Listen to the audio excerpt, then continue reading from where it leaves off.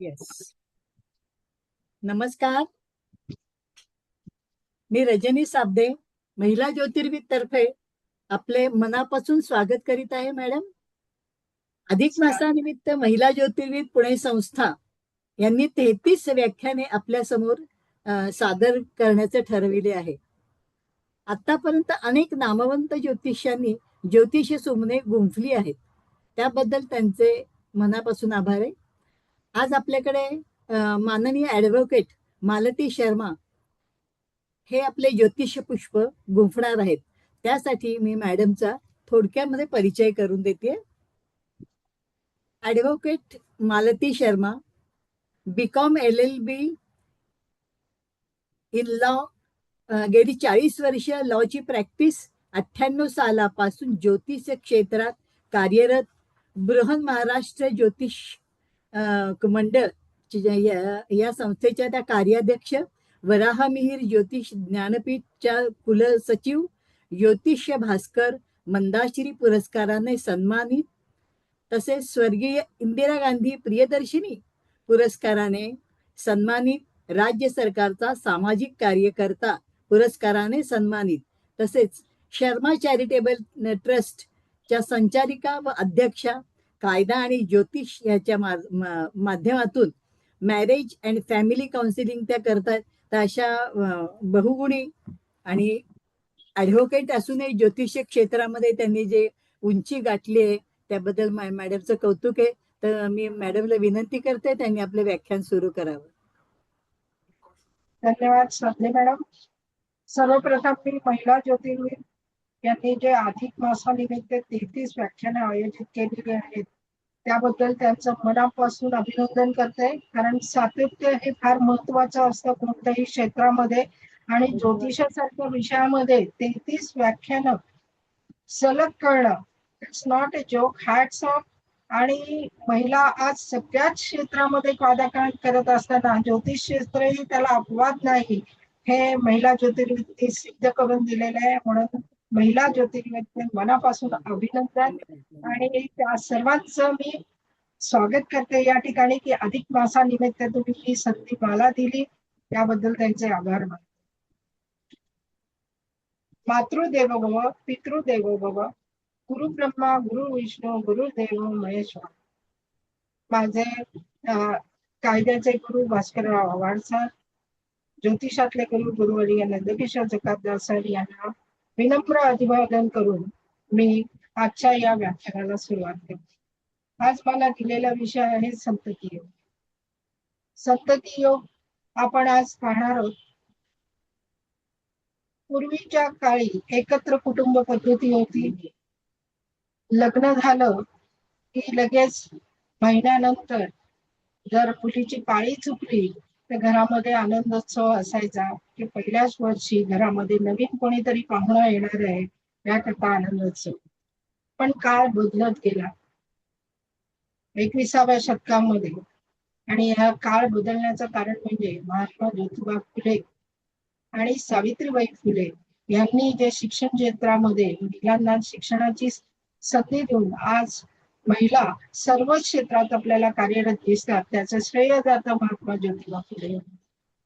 स्त्री शिक्षित झाली आणि तिच्या करिअरच्या दिशा आणि कुटुंबातल्या जबाबदारी ह्यामध्ये आमूलाग्र बदल झाला. आज संतती म्हणजे गर्भधारणा करण्याचे निर्णय सुद्धा स्त्री घ्यायला लागली.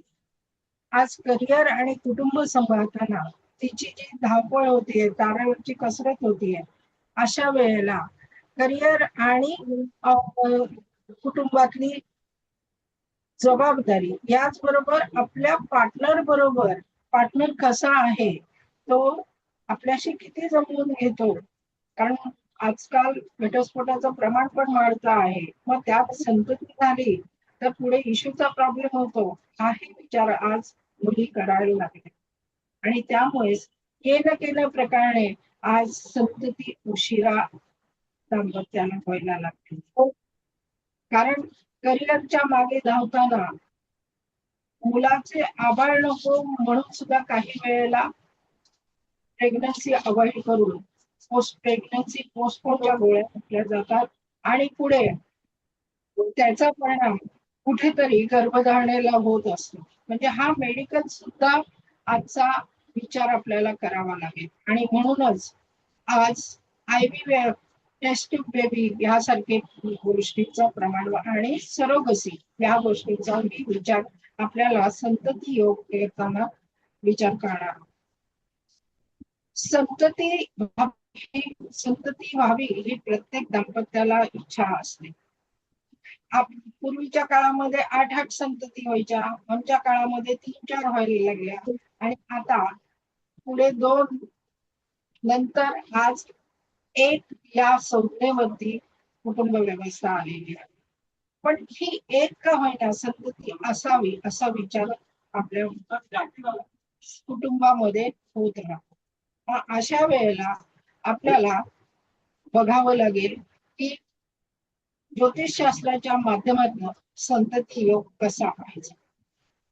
आज मी जो संतती योग सांगणार आहे तो म्हणजे ज्यांना संतती होत नाही अशांना संतती योग आहे का नाही ह्याचा ज्योतिषशास्त्राच्या माध्यमातून आपल्याला त्यांना काउन्सिलिंग, आणि तोच धागा घेऊन आजचा विषय मी मांडणार आहे. कारण मी ज्योतिषशास्त्राकडे पॉझिटिव्ह सेन्सने पाहते, निगेटिव्ह सेन्सने पाहत नाही. कारण कुठल्याही सब्जेक्टला जर आपण पॉझिटिव्ह अँगलने पाहिलं तर त्याचं फलित आपल्याला 100% पॉझिटिव्ह येईल.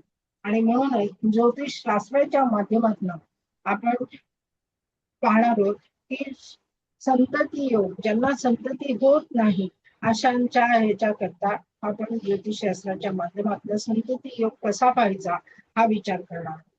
संतती योग पाहताना प्रथम दोघांच्याही पत्रिका पाहाव्या, हा पहिला नियम लक्षात ठेवायला पाहिजे. स्त्री ही जरी स्त्रीच्या घरामध्ये जरी संततीची गर्भधारणा होत असली तरी जोपर्यंत पती पत्नीचं समागम होत नाही तोपर्यंत नवा अंकुर फुटत नाही, त्या संसार वेलीवरती फूल येत नाही. अशा वेळेला दोघांच्या पत्रिका पाहण्या गरजेचं.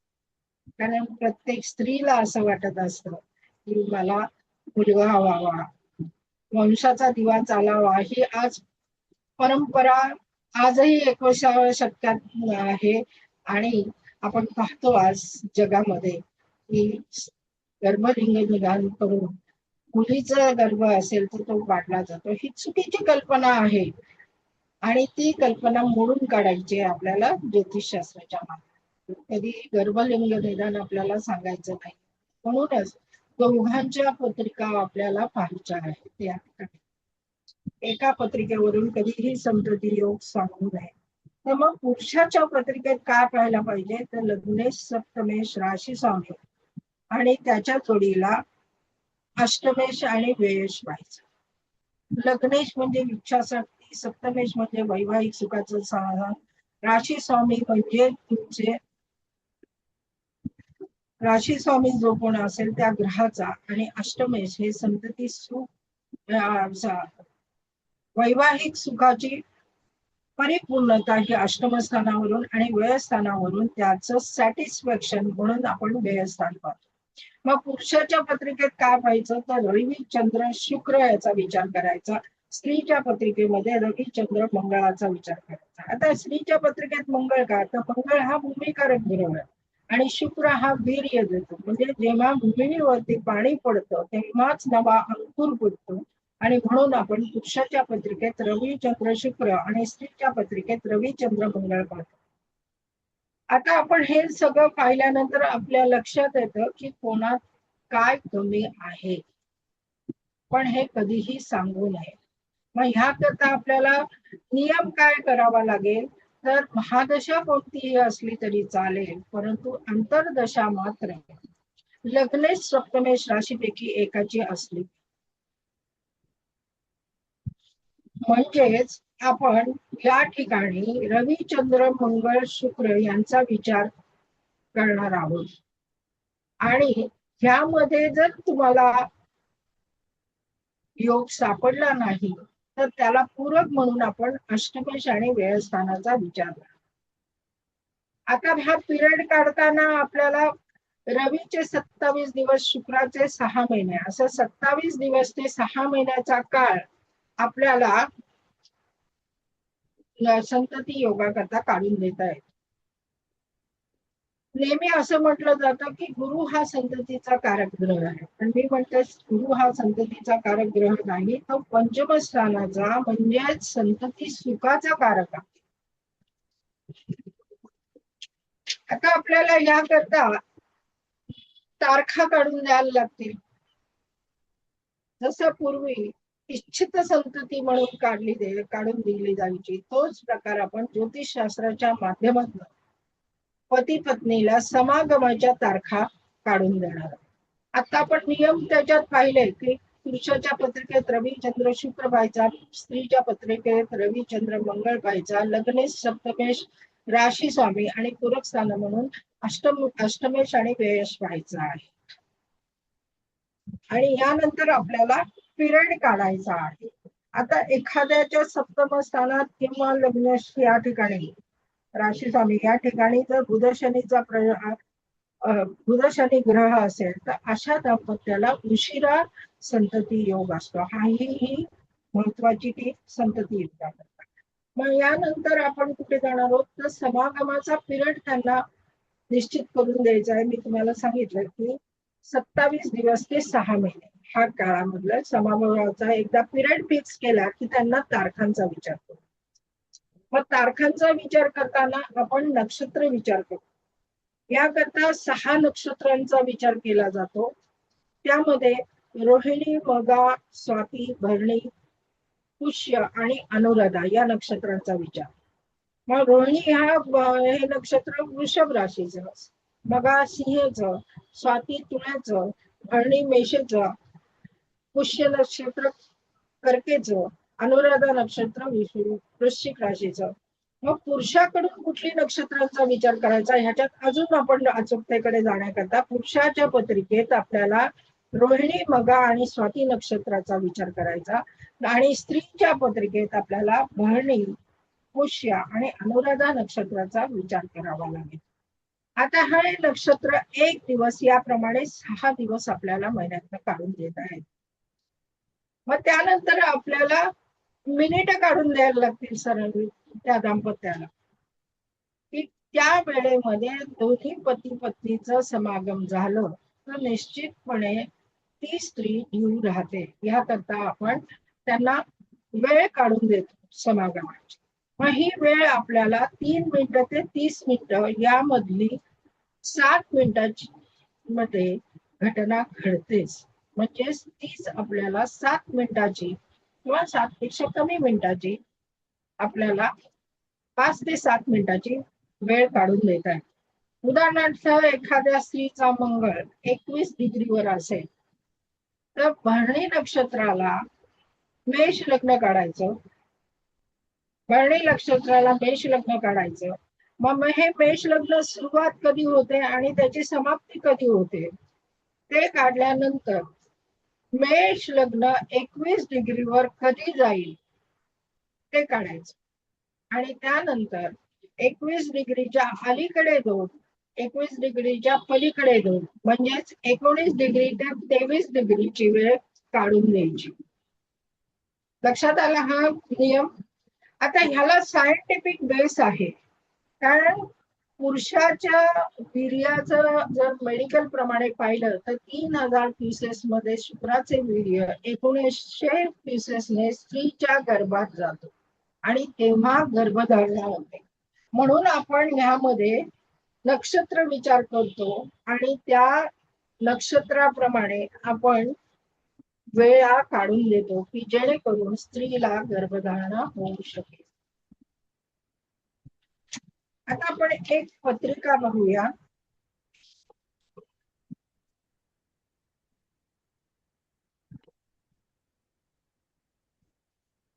जन्मतारीख घ्या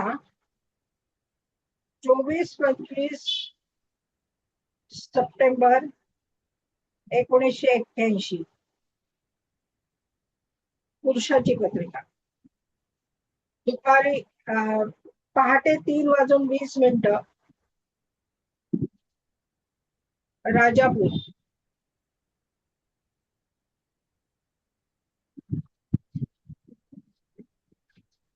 लग्नाची पत्रिका लग्नी चंद्र राहू मंगळ, तृतीयात कन्येचा रवी गुरु शनी आणि प्लुटो, चतुर्थात तुळेचा शुक्र आणि बुध, पंचमात वृश्चिकेचा हर्षल नेपच्यून, सप्तमात मकरेचा केतू,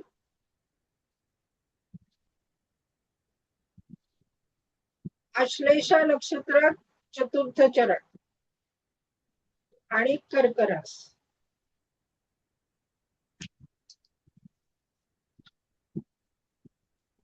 मुलीची पत्रिका 6/7 जुलै 1982, 6 जुलै 1982 संध्याकाळी 6 वाजता रत्नागिरी. धनु लग्नाची पत्रिका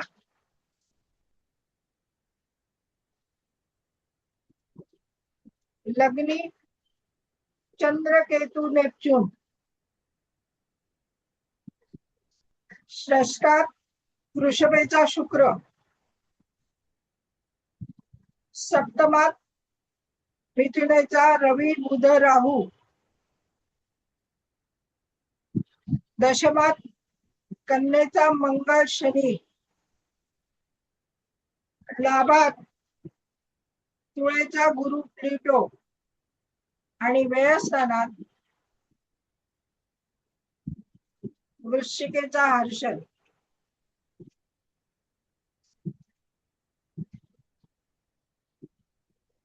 धनुरास पूर्वाषाढा नक्षत्र तृतीय चरण.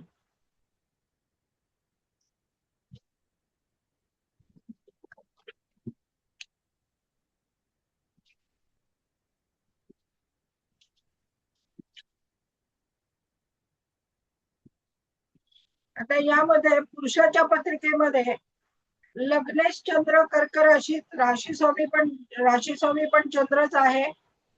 सप्तमेश शनी कन्या राशी, तो रवी शुक्रा बरोबर.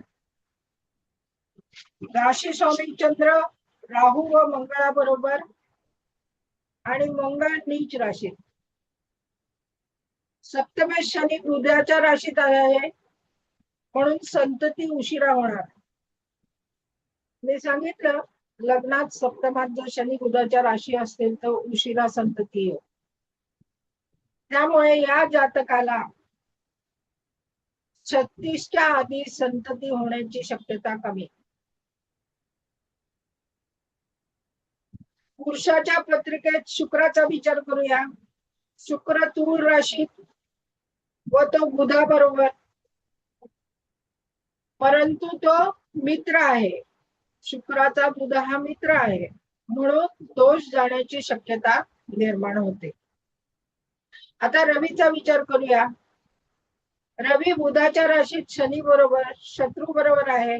राशी चंद्र ही शत्रू बरोबर म्हणजे राहू मंगळा बरोबर आहे म्हणून सुद्धा या पत्रिकेत संततीचा योग उशिरा दिसतो.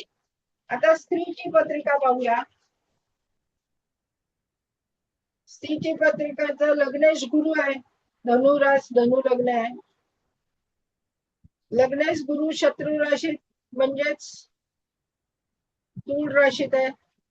सप्तमेश बुध सप्तमात परंतु राहू बरोबर आहे आणि चंद्र धनु राशीत आहे.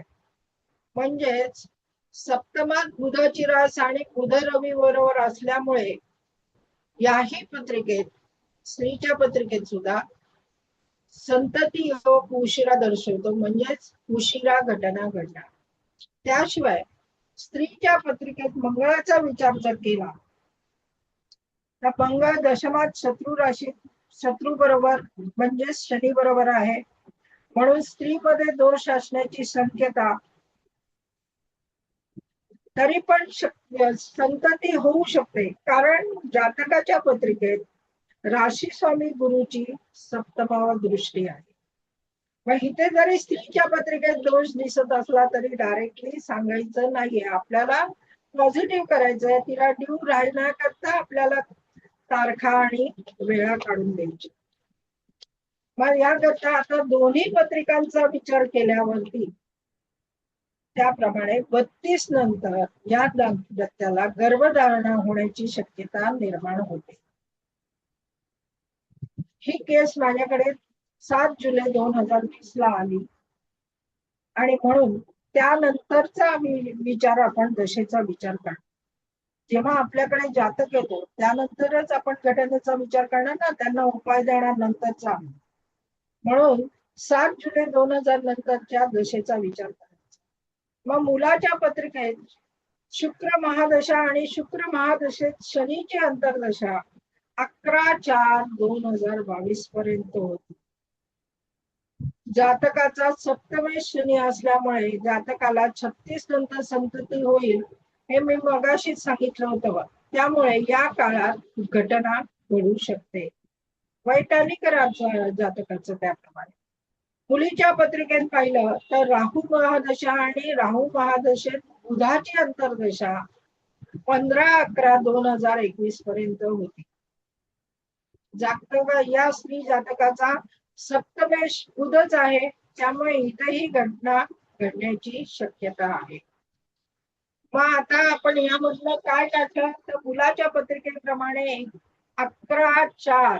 11 एप्रिल 2022 पर्यंत शनीची अंतर्दशा, मुलीच्या पत्रिकेत 15/11/2021 पर्यंत बुधाची अंतर्दशा. म्हणजे यातला शॉर्टेज पिरियड मुलीच्या दृष्टिकोनातला आहे आपला. 7 जुलै 2020 ला ही पत्रिका माझ्याकडे आली, ही केस माझ्याकडे आली. मुलीच्या पत्रिकेप्रमाणे 15/11/2021 पर्यंत बुधाची अंतर्दशा, सप्तमेशाची अंतर्दशा आहे. म्हणून आपण 7 जुलै 2020 ते 15/11/2021 पर्यंतचा स्पॅन फिक्स केला. हा पिरियड आपण कशा करता फिक्स केला की दोघांच्या समागमाच्या तारखा काढून देण्याकरता, आणि त्याकरता आपण नक्षत्र विचार करून मी जो नियम सांगितला तुम्हाला की एका महिन्यातील 6 दिवस काढता येतात. पुरुषाकरता कुठली नक्षत्र पाहिजे, स्त्रीच्या करता कुठली नक्षत्र पाहिजे, हाही विचार मी तुम्हाला आधी सांगितलेला आहे. त्यानुसार त्यांना वेळा काढून देऊ 11 फेब्रुवारी 2021 ला ही स्त्री जातक ड्यू राहिले. म्हणजे ज्योतिष शास्त्राच्या माध्यमातून ज्यांना संतती होत नाही त्यांना आपण लग्नेश सप्तमेश राशी स्वामी यामध्ये घटना घडेल का हे आधी पाहिलं. त्यामध्ये नसेल तर पूरक स्थान म्हणून अष्टकेश व्ययस्थानाचा विचार करावा. हे एकदा झाल्यानंतर आपण पिरियड फिक्स करतो. पिरियड फिक्स केल्यानंतर आपण नक्षत्र विचार करतो. नक्षत्र विचार, एक नक्षत्र साधारणतः महिन्यातले आपल्याला 6 दिवस नक्षत्राचा विचार करून देता येतो. मग पुरुषाकडून आपण कुठली नक्षत्र पाहिजे सांगितलंय तर रोहिणी, मगा आणि स्वाती नक्षत्र, आणि स्त्रीकडून भरणी, पुष्य, अनुराधा विचार. याचं कारण काय तर पुरुषाच्या पत्रिकेत आपण चंद्र, शुक्र आणि रवीचा विचार करतो. स्त्रीच्या पत्रिकेत रवी, चंद्र, मंगळाचा विचार करतो. नक्षत्र एका दिवसाला एक नक्षत्र याप्रमाणे ही 6 नक्षत्राचे महिन्यातले 6 दिवस आपल्याला काढून देत आहेत. आणि वेळ काढण्याचा पिरियड आपण 3 ते 30 मिनिटांपैकी मधल्या 7 मिनिटांची वेळ आपण काढून देत असतो, कारण त्या काळामध्ये ती घटना. मग याकरता आपण नियम सांगितलेला होता, मी मुद्दाहून रिपीट करते. कारण स्त्रीचा मंगळ जर समजा 21 डिग्रीवर असेल तर भरणी नक्षत्र आपण समजा घेतलं तर त्याकरता मेष लग्न काढायचं. हे मेष लग्न 21 डिग्रीवरती कधी येतं ते पाहायचं. तर हे डिग्री पाहताना आपण साधारणतः 4 मिनिटाला 1 डिग्री याप्रमाणे मेष लग्न 21 डिग्रीवर कधी गेलं ते काढलं. आणि त्यानंतर 21 डिग्रीच्या अलीकडे 2 आणि पलीकडे 2 याप्रमाणे आपण 19 डिग्री ते 23 डिग्रीची वेळ काढून दिली. म्हणजेच या माध्यमातून ज्या वेळा आपण जातकाला काढून देतो त्या काळामध्ये स्त्री पुरुष जर एकत्र आले आणि त्यांच्यात समागम झालं तर निश्चितपणे घटना घडते. हा ज्योतिषशास्त्रीय दाखला आहे. बृहन महाराष्ट्र ज्योतिष मंडळ आणि विराहमीर ज्योतिष मंडळाच्या माध्यमातून आजवर अनेक केसेस मध्ये बृहन महाराष्ट्रांनी संतती करता मार्गदर्शन करून या पद्धतीने दाम्पत्याला मार्गदर्शन करून अनेकांच्या संसार वेलीवरती फुल सजवून त्यांच्या संसारामध्ये फुलोरा आणले. जातकाचा अजून एक पत्रिका तुमच्यासाठी देते. ज्यायोगे तुम्हाला संतती योग केला. या पत्रिकेचं वैशिष्ट्य असं की लग्नानंतर 7 वर्ष झाली तरी संतती या दाम्पत्याला नव्हती. आणि आजही समाजामध्ये इतके मुसडलेले विचार आहेत की दोष जरी नवऱ्यात असला तरी स्त्रीलाच वांजोटी म्हटलं जातं. आणि एवढंच नव्हे, त्याही पुढच्या आजच्या ऑर्थोडॉक्स सिस्टीम अशी आहे की त्या मुलीच्या सासूला सुद्धा बारशाला वगैरे बोलवत नव्हते, कारण यांच्या घराण्यात पुरुष वाढले. पण ज्योतिषशास्त्र दृष्ट्या पाहिलं तर ह्या पत्रिकांमध्ये शनी बुधाचा संबंध आल्याने संतती योग उशिरा दिसतो. ते कसं ते आपण या पत्रिकेमध्ये. तर मुलाची पत्रिका 9/2/1984 दुपारी 1:20 पुणे. भरणी नक्षत्र पहिल्या जन्म. वृषभ लग्नाची पत्रिका लग्नी राहू, षष्टात तुळेचा मंगळ शनी, सप्तमात वृश्चिकेचा केतू, अष्टमात धनेचा गुरु शुक्र,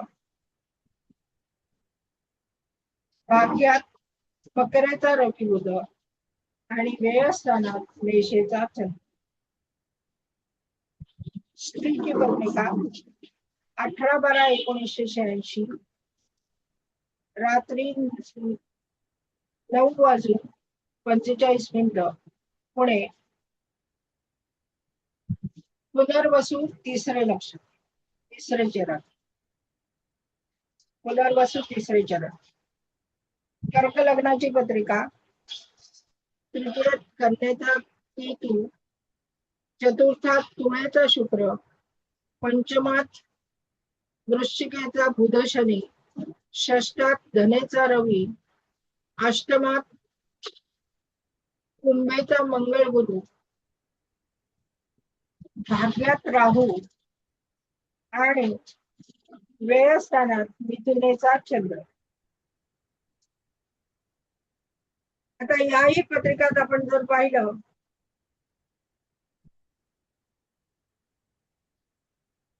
सप्तमेश मंगळ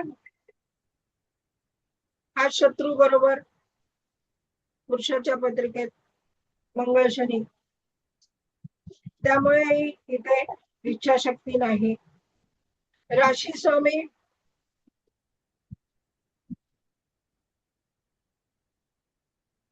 चंद्र हा मेषेमध्ये. स्त्रीच्या पत्रिकेत सप्तमेश शनी हा सुद्धा शत्रू राशीत आणि शत्रू बरोबर.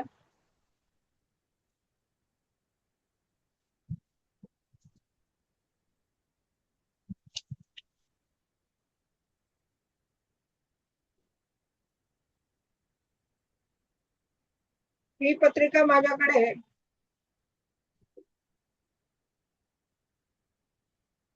10 मार्च 2017 ला आली.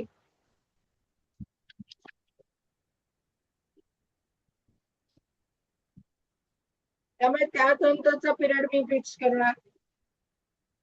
आता इथे बघा बुध आणि शनीचा हे आला, संबंध आला.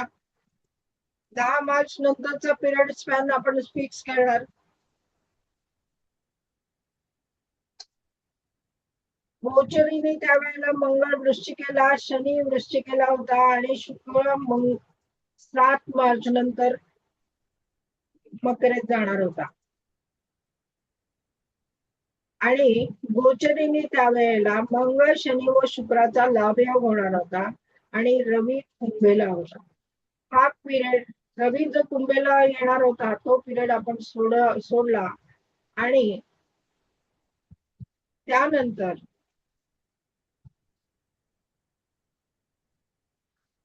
जानेवारी 2017 शनी धनुराशीत प्रवेश केल्यानंतर आपण विचार करायला लागलो. 28 मार्च ते 7 जुलै या पिरियड आपण फिक्स केला, कारण त्यावेळेला मुलीचं 30 वय पूर्ण होणार होतं आणि मुलाचं 32. आणि ह्यामुळेच गोचरीने जो मंगळ, शनी आणि शुक्राचा जो लाभयोग होणार होता त्याचा फायदा आपण या ठिकाणी घेतला. सप्तमेश शनी शेवटचे 6 महिने फळ देईल म्हणून जानेवारीत शनी बदलल्यानंतर त्याच्या आधी 6 महिने म्हणजे जुलैमध्ये आपण त्यांना सांगितलं की तारखा काढून दिल्या. 28 मार्च ते 7 जुलै या पिरियड मध्ये तारखा काढून दिली, दोघांना समागमाच्या तारखा काढून दिल्या आणि त्या तारखांच्या माध्यमातून जुलै नंतर ही स्त्री येऊ राहिली आणि मे 2018 तिला जुळी संतती. म्हणजे बघा, आपल्याला ज्योतिषशास्त्राच्या माध्यमातून ज्या दाम्पत्यांना खरंच संतती होत नाहीये, test tube baby, IVF, surrogacy याच्यावर प्रचंड पैसा, शारीरिक ताण घेऊन जेव्हा स्त्रीला सगळे दरवाजे बंद होतात, समाजामध्ये तिची अवहेलना होते, अशा वेळेला ज्योतिषशास्त्र आपलं कामाला आहे. फक्त आपल्याला त्याचे नियम आणि त्याच्या करता पाहण्याचे स्थान आणि ग्रहांचा विचार योग्य पद्धतीने केला तर अशा अनेक दाम्पत्य कुठलंही कर्मकांड न सांगता, आज जे आपण पाहतोय लेटेस्ट आपलं प्रकरण पाहतोय, खरातच कितीतरी स्त्रियांचं लैंगिक शोषण केलं गेलं की त्याला मूल व्हावं म्हणून. मग ही भूतगिरी काढून टाकता येते याकरता शुद्ध ज्योतिषशास्त्र, सायंटिफिक मेथड, ज्योतिषशास्त्राच्या माध्यमातून पुरुषाच्या पत्रिकेत कुठल्या ग्रहांचा विचार करावा, कुठल्या नक्षत्रांचा विचार करावा, त्यांना समागमाच्या तारखा कशा काढून द्यावा, जीव राहण्याचा पिरियड कसा काढावा, स्त्रीच्या पत्रिकेत कोणत्या ग्रहांचा विचार करावा, कुठल्या नक्षत्रांचा विचार करावा आणि तिला समागमाच्या तारखा कशा काढून द्यायच्या, ह्याचं विश्लेषण आपल्याला ज्योतिषशास्त्राच्या माध्यमातून. आज किती जरी मेडिकल सायन्स पुढे गेलेला असलो तरी सुद्धा आपल्या पूर्वजांनी जे ज्योतिषशास्त्र दिलेलं आहे, जे आपलं मूळ ज्योतिषशास्त्र आहे, त्या शास्त्रामध्ये ज्या दाम्पत्यांना संतती योग, संततीचा विचार करायचा आहे, संतती होत नाहीये पण ती संतती पाहिजे आहे, ह्याकरता योग्य मार्गदर्शन ज्योतिषशास्त्राच्या माध्यमातून ज्योतिर्विज्ञान करता येतं आणि त्या दाम्पत्याच्या चेहऱ्यावर आनंदाचा फुलवरा, त्याच्या कुटुंबामध्ये आनंद आपण पसरवू शकतो. आणि मग तो मुलगा असेल तर चंदा है तू, मेरा सूरज है तू, मेरे आंखों का तारा आहे तू, अशी ती माऊली म्हणते. आणि पिता सुद्धा एखादा मुलगी झाली तरी सुद्धा आज अनेक पितामह आहे असे म्हणतात. मेरे घर आई एक की बरी. आणि जिथे जुळी संतती होते तिथं तर वा, चंदा पण परी पण किंवा दोन चांद सुद्धा मिळतात. आणि त्या कुटुंबामध्ये आपल्याला जेव्हा हे फुलवरा आणता येतो आपल्या ज्योतिषशास्त्राच्या माध्यमातून, त्याचा आनंद आपल्याला पैशापेक्षाही जास्त असतो. आपण जे ज्ञान गुरुजनांकडनं घेतले, आपल्या ज्या मूळ ज्योतिषशास्त्रामध्ये जे उल्लेख केलेला आहे, अशी इच्छित संतती आपल्याला या माध्यमातून समाजाला एक दायित्व म्हणून आपल्याला निश्चितपणे देता येईल. अनेक कुटुंबांना गोंधळगिरीपासून वाचवता येईल. त्यांच्या कुठलेही कर्मकांड न सांगता केवळ आपण तारखा देऊन त्यांना त्यांच्या संसार वेळीवरती जर फुलवता आला तर त्याच्यासारखा आनंद तो दुसरा कुठला. हा आनंद सर्वांना मिळो. प्रत्येक महिला ज्योतिर्विदांनी या पद्धतीने संतती योगा करता ज्योतिषशास्त्राच्या माध्यमातून दाम्पत्यांना जर समुपदेशन केलं, त्यांना मार्गदर्शन केलं तर निश्चितच धोंडगिरीला आळा बसेल. आणि त्या माध्यमातून आपण समाजाची या प्रकाराने खरंच चांगली सेवा करू शकतो. समाजाचं ऋण म्हणून मी हे व्रत घेतलेलं आहे. आणि त्या माध्यमातून फॅमिली काउन्सिलिंग, मॅरेज काउन्सिलिंग किंवा संतती योग हा सुद्धा फॅमिलीचा एक पार्टच आहे. आणि त्या माध्यमातून मी हे करते. याचं श्रेय फक्त आणि फक्त ज्योतिषशास्त्राला जातं. आणि हे ज्योतिष ज्ञान देणारे माझे गुरु नंदकिशोर जकातदार सर यांना जातं. धन्यवाद. आज मला या ठिकाणी संधी दिली त्याबद्दल मी महिला ज्योतिर्विदांचे आणि महिला ज्योतिर्विद संस्थेचे खूप खूप आभारी आहे. धन्यवाद. धन्यवाद मॅडम. खूपच सुंदर तुम्ही भाषण दिलेलं आहे. भाषण म्हणजे जे व्याख्यान संतती योगावर की सामाजिक सध्या प्रश्न आहे तर लोकांना संतती त्यांच्या अनेक ज्या सामाजिक अडचणी त्यामुळे त्यांना संतती नको आहे असं चक्क सांगतात ते, किंवा जास्तीत जास्त एक म्हणजे फार झालं. पण ते सुद्धा होणं आजकाल कठीण आहे. तर त्यासाठी तुम्ही म्हणजे मेडिकल टेक्निक जे आहेत त्यात आणि खूप पैसा म्हणजे जातो. म्हणजे अक्षरशः लोकांना कठीण वाटतं ते. पण काही वेळेस इलाजही नसतो. तसंच गंडे धागे दोरे किंवा कर्मकांड न करता सुद्धा ते तुम्हाला ज्योतिषशास्त्राद्वारे संतती लाभ कसा करून देता येतो हे तुम्ही खूपच सहजपणे सांगितलं आणि प्रॅक्टिकली, हे सगळं प्रॅक्टिकली आहे. तर हे मॅडमनी सांगितलं आहे आणि चांगलं मार्गदर्शन केलंय. आणि ही एक समाज सेवा आहे. अशाने तशा प्रकारे जे समाजसेवा करतात तर ही सुद्धा एक समाज सेवा आहे. आणि तुम्ही शेवटी तर खूपच छान सांगितलं की संसार वेलीवर जी फुलं येतात तो आनंद काही वेगळाच आहे आयुष्यातला. ते तुम्ही देण्याच्या ज्योतिषशास्त्राद्वारे देण्याचा प्रयत्न करतात. त्याच्यासाठी अतिशय मनापासून धन्यवाद तुमचे. आणि गुरुवर्य नंदकिशोर जकातदारांचेही मनापासून अभिनंदन. मॅडम बोलतायत. सविता मॅडम बोला. नमस्कार मॅडम.